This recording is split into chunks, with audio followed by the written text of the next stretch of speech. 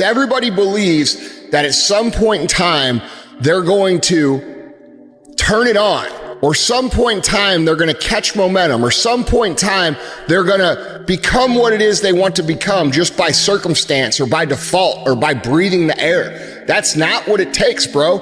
People who think that get to the end of their life and they're like, I wasted my life. Okay, that's what they end up thinking. And there's really nothing worse than that. There's nothing worse than getting to the end of your life and saying, damn, dude, I didn't even really try. Seneca famously said that the mind focused on future events is miserable. I see so many people focusing on the things that they cannot control. They want to make $1 million, but obviously you can't dictate the specific day that you're going to become a millionaire. They want to develop a better physique, but you can't specifically dictate the day where you'll be proud of the body that you have if you're overweight or if you're too skinny. You need to understand that you can't be focused on the future. What you need to be focused is on the present moment. What you can control today, the habits that you input today, the amount of work ethic and good attitude that you portray today. These are the things that matter. The Stoics used to speak about these things because it is so easy to either reminisce in the past or to be conjuring imaginary scenarios of the future, oftentimes negative, that lead a present moment of stress and a state of being miserable. So if you want to be in a life that is full of equanimity. Equanimity means the calmness of the soul, and a life that is full of peace. You need to be here now, focusing on what you can control.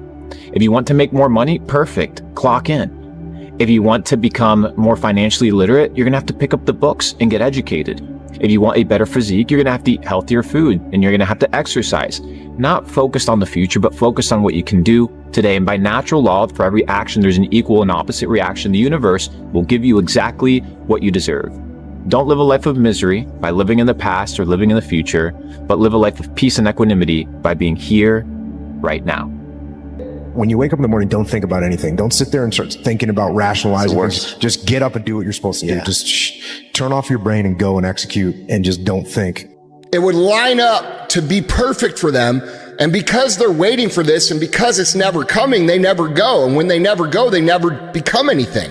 And that's what leads to a wasted life. So you have to realize conditions are never going to be perfect. Things are always going to be hard.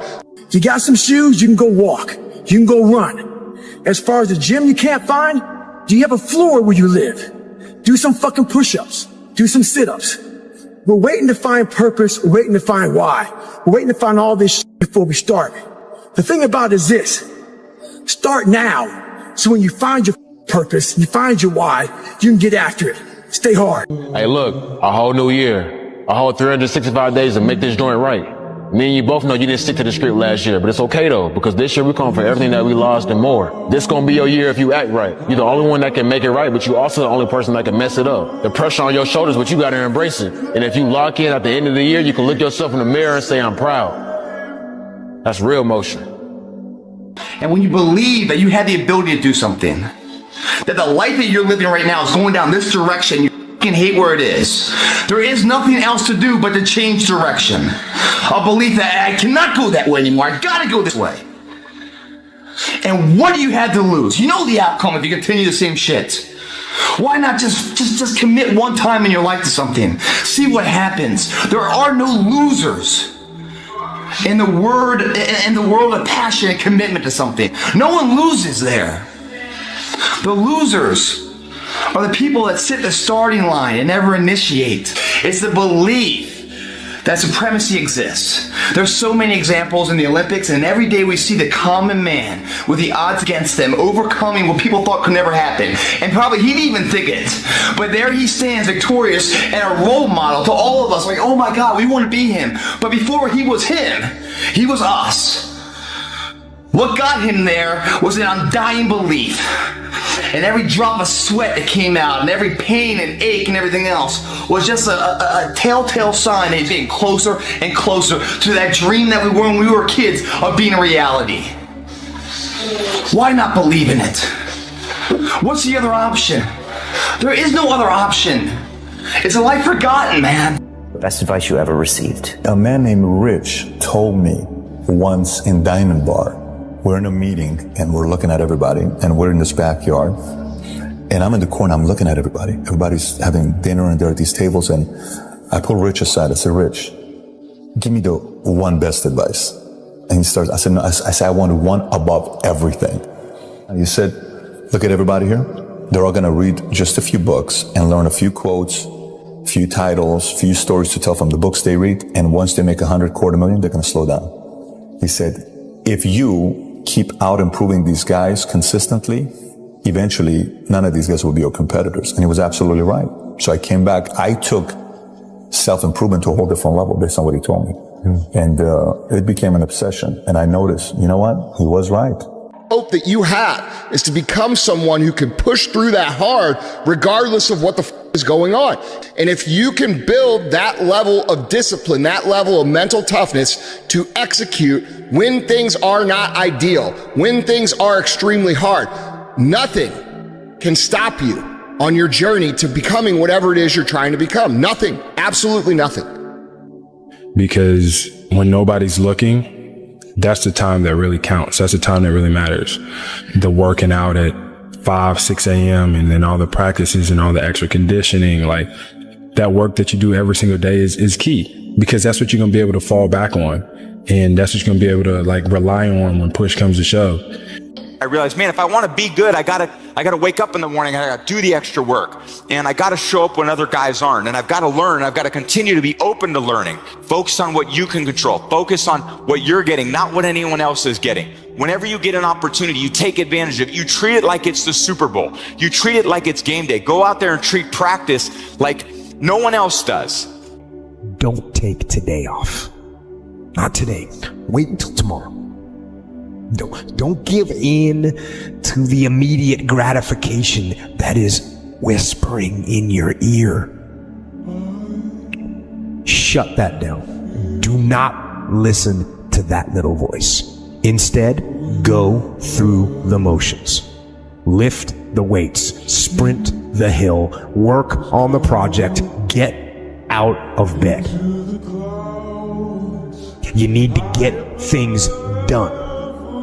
When tomorrow comes, you still feel like you need to rest or you need to take a break, then okay. But the chances are you won't. You won't need that rest. Chances are you will realize that the desire to rest was just weakness. It was just the desire to take the path of least resistance, the downhill path, the easy path. And by simply going through the motions, you overcame that path. And you stayed on the righteous path, the disciplined path. You stayed on the war path, which is right where you know that you belong. Hey, dog, you do realize that this could be the year that you change your life if you just lock in? A whole 365 days ago, day in and day out towards your goals with no distractions. We ain't hearing the excuses no more. Your future is tied to that. 2024 should be an apology toward all the BS that you did last year. Lock in and change your life. Like your life depends on it. Because it do. Your tired body, that unmotivated mind, and get out there and do it anyway. You know, you better fight yourself, because you're not only winning when things are going your way. You got to figure out how to win when things aren't going your way. You got to figure out when your body's fighting you, when your mind's fighting you. How do you still, just say, F it, I'm gonna beat my mind today. Or do you just give in to your mind and say, oh, I'm tired today, I'm lazy, I don't want to do it, it's too hard, no one else is doing it, it's a weekend, it's too late, these are already off hours, oh, exactly what I want isn't happening right now. Like, okay, great. You know who that's great for? Your competition. You want that attitude to permeate the people that you're competing against. You want them to give in to their mind. You want them to say, oh, it's too hard, I can't do it. But you want to be the one that says, fuck, I'm going to do it anyway. I know I don't feel good today, but I'm going to go out there and I'm going to prove to myself that even on days that it doesn't feel right, I push myself. The only way to gain confidence in yourself is to build something. It's not to wait for it to happen. Hey, Vic, your life just happened in front of you. Just show up today and make it happen with Tom. No, you had to do a lot of shit today to get to this day that no one really knows except you. So that's why you appreciate it, because you had to go through a lot of stuff to get to this day. Now only you know what it took to get here, and that's why you value it. Challenge yourself. You know your strengths. You know your dreams. You know your heart.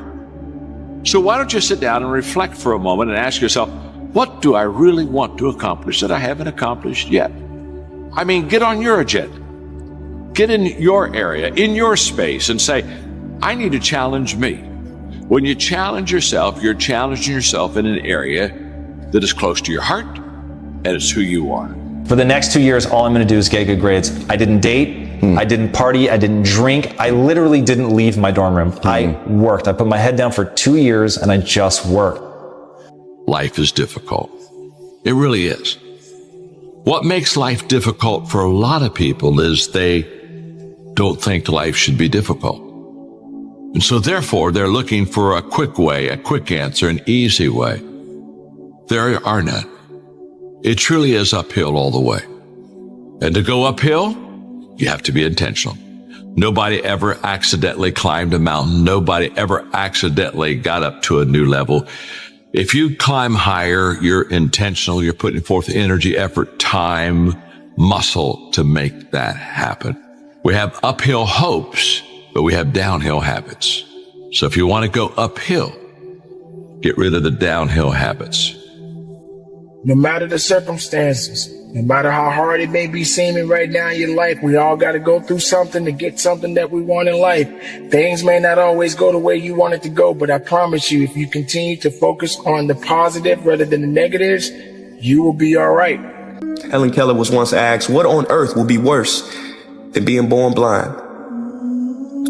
She said, it would be so much worse to be born with sight, but no vision. You don't have forever, right? So what is important to you? Because you only have 24 hours in a day. So what's important to you? Find out what that is and do more of that. And try to figure out like how to make enough money so that you're not starving, that you're doing well. Yeah. But don't just chase that. Chase what you're trying to do. Where is the wealthiest place in the world? Do you know? It's not China. It's not Dubai. It's the graveyard. Because in the graveyard, you will find inventions never invented, businesses never erected, songs never sung, books never written, ideas never nurtured, people never realized, because they were scared to take a risk, scared like you. But you want to know something else? You're not in the graveyard yet. Life is life.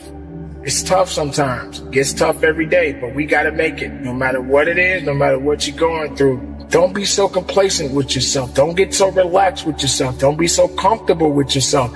Be uncomfortable. Get yourself in a situation where you feel a little bit about a challenge. You're feeling something about being challenged. You're understanding that challenges are good for you. Challenges are going to make you better, going to make you stronger, going to push you through any adversity that you may face in life, because these things are intended for all of us to endure. But a lot of people don't understand that. A lot of people don't know how to go through it. A lot of people don't know how to weather the storm. But you, my friend, can do it. You have to do it. You must do it.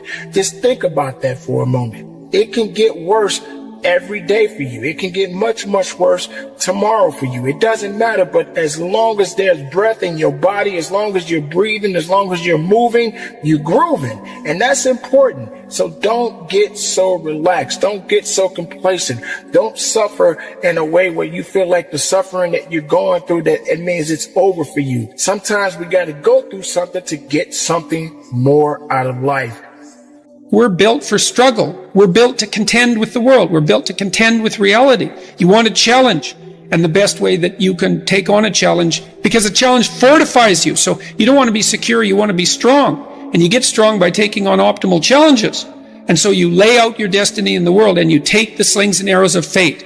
And you make yourself stronger while you're doing so. And you might fail and fortune might do you in. But it's your best bet. I call it the Rocky cutscene, and almost every successful person that I have ever encountered has gone through not a month or a year, but many years of doing work without reward, where they have to do things that other people find boring, and they have to sacrifice things that everyone finds interesting, that most people want to do during that entire season of their life. And they basically sacrifice a season of other things that they would prefer to do to do stuff that they would not prefer to do because of the one thing they want most.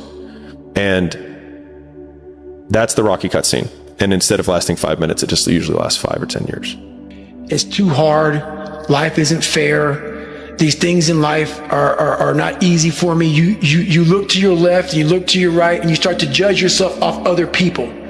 Like, if you're a female, well, she's skinny and she doesn't work out as hard as I do. And everything starts to corrupt your mind. You start to look around too much at other people and what they're doing, and that starts to corrupt your own dialogue. We are judging ourselves against too many people. You have to judge yourself against yourself. And that's the one thing I started learning, man. This is a race against David Goggins and David Goggins alone. And once you can silence all that bullshit, all the outside interference and things that are attracting your mind to everything, you can then start to grow in realizing I'm stressed out for no reason. This is my own little race. This is my own timeline, and this is how I'm going to run. I'm already working all of the hours that I'm awake, and I've already given up Saturdays. So the only thing that I have left is like Sundays and evenings. I am no longer going to be watching any football, and I'm no longer going to have Netflix at all. That's what I'm sacrificing. And I think a lot of people create these to-do lists when, in my experience, it's been so much more useful to write down all the things that I'm willing to sacrifice. Because if you sacrifice everything, there's nothing left than to do the one thing that matters. Who are you on those days you don't want to do things? It's easy to conquer when it's good weather. You got good sleep. Work's going good. The family's good. You feel great. Those are the easy days to conquer. But who are you on those fucking days when all hell's broke loose? Your body's fucked up. You're sore. You're depressed. You're miserable. You're not the favorite person at school. You might be getting bullied. Might be falling behind in life. Who are you on those days when shit all fucked up? That's the great divide. Those people who get up on those days when everything's fucked up and still grind, that's the separator right there. So today, I decided to try to PR my long run. So the first half of the run, I'm feeling great. My mind is clear, nothing going on. Think about nothing but just my running pace, what I'm doing, my breathing, everything like that. Get to mile 15, I turn around, and the demons start to creep in. That inevitable wall is creeping up on me. When you push so hard, something's about to give. And I started to give. My mind started to break down. I started feeling my legs starting to hurt. I started feeling dehydrated. Started feeling sorry for myself. Started looking around. No one knows I'm out here running. Why don't you go ahead and just stop? Call your girl, have her pick you up. And that's when I feel like a little. And this is when your mind has to change. You gotta start thinking, I'm the greediest mother in the world. Your dehydration, your legs are all sore. You feel like you got shin splits and stress fractures. No, you don't. You got sore legs. Like, life is very difficult, and in order to thrive with this difficult life, if an opportunity is presented to you, you shouldn't be so arrogant that you dismiss it. And it's really easy to be arrogant, especially if you're smart, because you think, well, I'm smarter than everybody else. It's like, actually, no. There's lots of people that are a lot smarter than you. You just haven't met them yet. The question does not end with why. It starts with why. Why the f*** don't you want to be in better shape? Why the fuck don't you want to be a better fucking student? Why don't you want to be more successful? Can you admit something in your life that you don't feel like you deserve or have earned? Can you admit a goal or a dream that you want to chase, but you're feeling like, nah, I can't fly that high. I'm not equipped. I don't really have the ability. I'm not qualified. Can you admit something in your life that guilt is keeping you from getting? Can you admit something that you don't want to start continue, or finish because you're afraid to.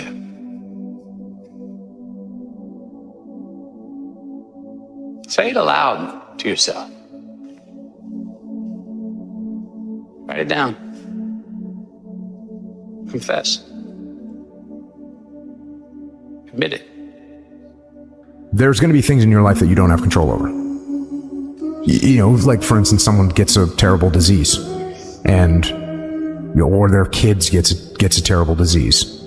And no, there's nothing you can do about that. What you can take ownership, though, is how you respond to that situation. And so that's what you have to do. There's things that you can control. There's things you can't control. Now, I will tell you that human beings can control a lot more than they think they can. And oftentimes it's pretty easy just to say, oh, that's not me. That's not on me. And I think that's the whole genesis of the idea of extreme ownership, is most of the time, or much of the time, people say that's not my fault. There's nothing I can do about that. And more often than people think, there is something you can do about it, and it is your fault. So in this job, you're looking for cockroaches, looking for rodents and stuff like that. And this next morning or this next night, I went to work and I don't like cockroaches too much. I hit the mother load of cockroaches, and this restaurant got full of cockroaches and rodents and everything else. And I sat there and said, this is my life. I said, this is my life. You are exactly who this is it. And I said, this ain't gonna be it for me. So in that restaurant, I quit my job, left my canister in that restaurant, my spray canister, got back in my Ecolab truck, and I went home. And I started working out like somebody. I became the most obsessed person on the planet Earth. Hang on a second, man. You can achieve the absolute impossible. You don't need great parents. You don't need like a private school. You don't need to have this humongous GPA and all this other shit. What you need is the one thing I talk about in my book, which is straight up brutal work ethic. You have to be willing to outwork everybody in the world.